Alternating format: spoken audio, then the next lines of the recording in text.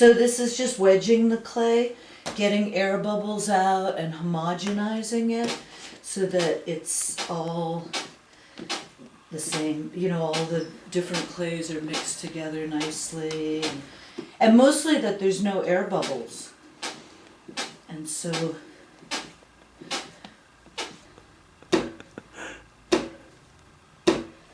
this is about 3 pounds of clay, and I weigh everything. Actually, it's 3 pounds 6 ounces. I'm gonna make feet from the shell molds. I make 3 feet. A friend gave me all these shells, and so I use a lot of them. Oh, this is another good one.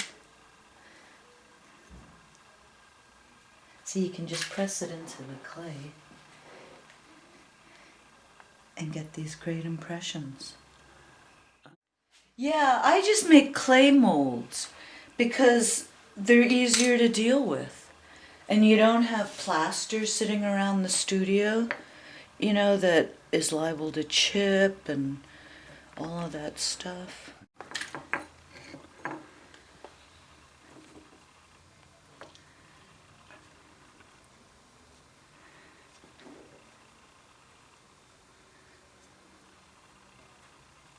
Just mush it in there and then let it dry a little bit.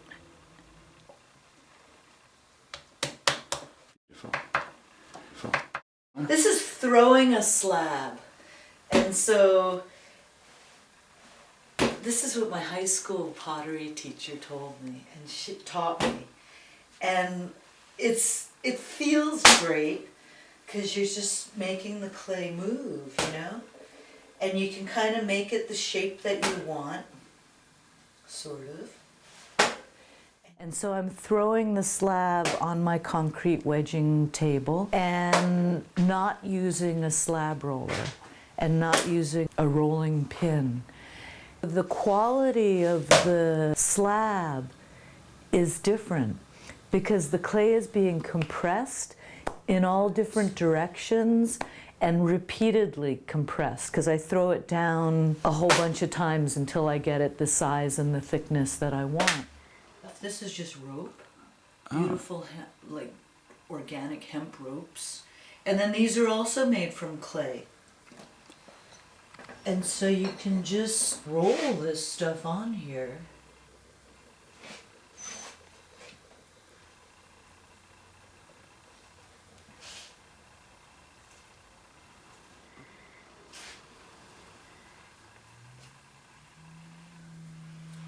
And you get these really nice patterns. I don't know if you can see it. So then you just drape it over. Now the question is it level or not, or even?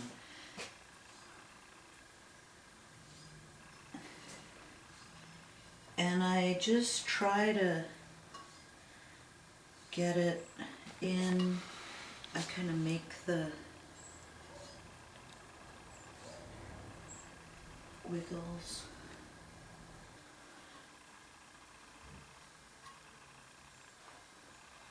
This side's a little longer, but that's okay. You can cut it too.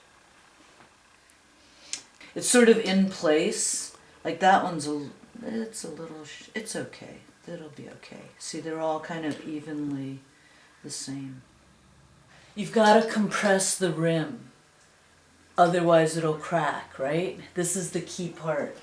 So I compress it underneath here and I go all the way around.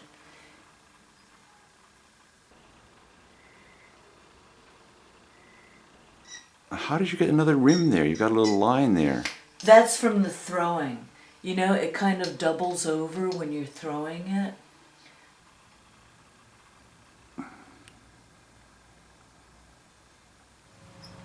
Okay, so now I'll kind of curl the feet a little bit because you know it's going to go over the curve here. And this is a longer one, so I like to have one there. And then we kind of do this bit again. So it's kind of, and then this is my other test. is to make sure that there's enough gap under there, you know, and that it's gonna sit. That's what really grabs me, is that I want to make pots that people use every day and handle, and you know, as they're eating they can feel the way the pot was made. Something like that. I like to get into people's everyday lives. I'm just smoothing the edges so that it's joined up, you know, trapping air bubbles inside.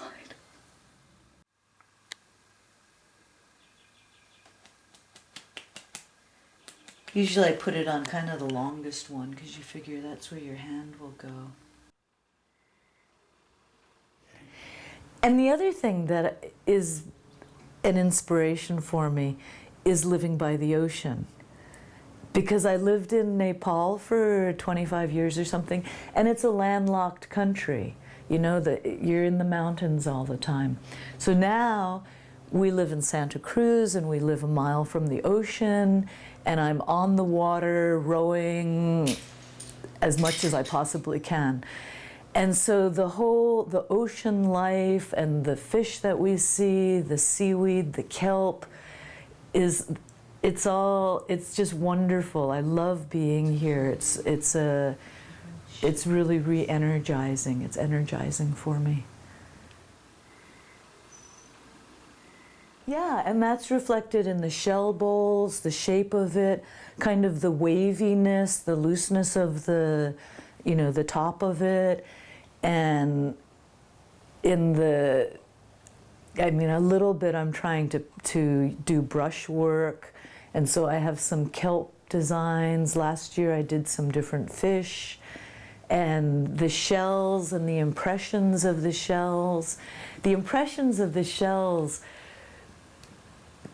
part of it comes from seeing the fossil shells down in Rio del Mar, where you have all the shells in the cliffs there, and the stones where you get the shells in the stones.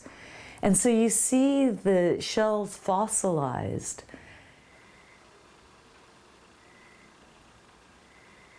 And so for me, that's part of the inspiration, you know, is the clay and the fossilized shells and living at the edge of the tectonic plate, all that stuff. I love it. I kind of like when, you know, just the way the clay looks also, and so that's just what it is, you know. This double happiness pottery, and double happiness is the Chinese character that is always shown in a wedding. It's everybody's wish that you have double happiness. So I feel like in my pottery, I get to make the pots, and I'm happy making them, and then I wish for somebody to use them. Stay there for about a day. And then this one was made 2 days ago or so, and it's off the mold and actually is ready to turn over and will be fired soon, bisqued. And then this is the finished product. And so you have the shell feet. This one was simpler. This was done with that other mold, but the shell feet, Val Cushing's glaze, and a little patina on the edge.